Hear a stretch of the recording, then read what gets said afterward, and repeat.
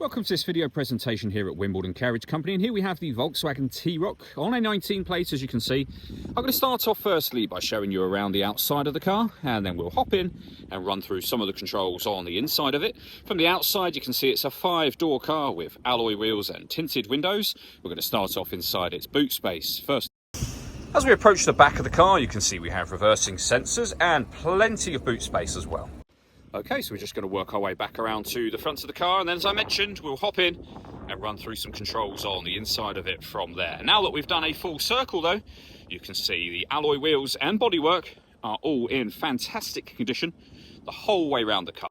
Just briefly before we climb in, I think it's well worth seeing the interior from this exterior point of view. There's plenty to run through on the dashboard, so let's hop in and we'll do that now. Okay, now that we're inside the car, we're going to start with the dials. Over on the left-hand side, we have the coolant temperature gauge, followed by the rev counter, speedometer, and fuel gauge. In the centre, you can see the total miles of the car. They are 23,008. Within the speedometer, we have a digital readout for the speedometer. Within the rev counter, it will show you what gear this car is in. It's an automatic. We, of course, are in park currently. You can change the information displayed in this middle section for any of these different menus that you wish to have there.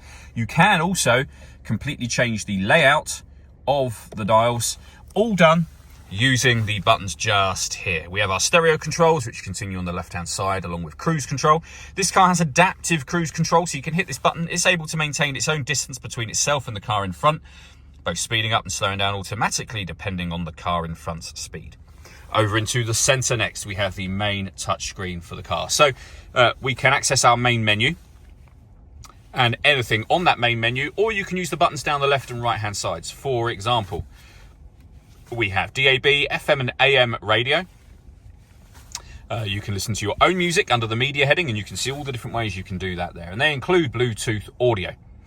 So not only can you make and receive phone calls, you can stream your music wirelessly once, that is, you have paired up your phone, which is done by hitting the phone button and following the instructions on screen from there.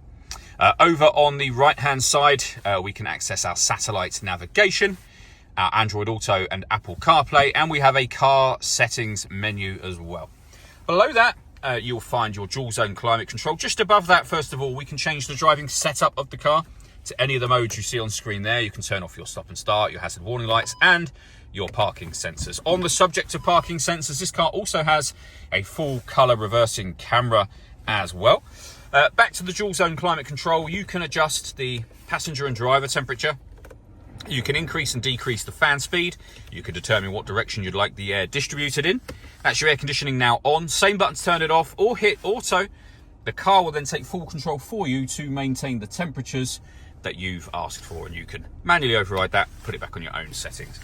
We have two USB inputs, a 12-volt charging socket, the gear lever for the fully automatic gearbox, and then an electronic handbrake with an auto hold function. And then lastly, the panoramic glass roof for the car. So there is a sun blind, you can see that closing there. You can close that all the way over. You can leave it like this, and obviously it lets in a huge amount of extra light to this cabin area, but you can also open this front section as a full-size sliding sunroof, as you can see.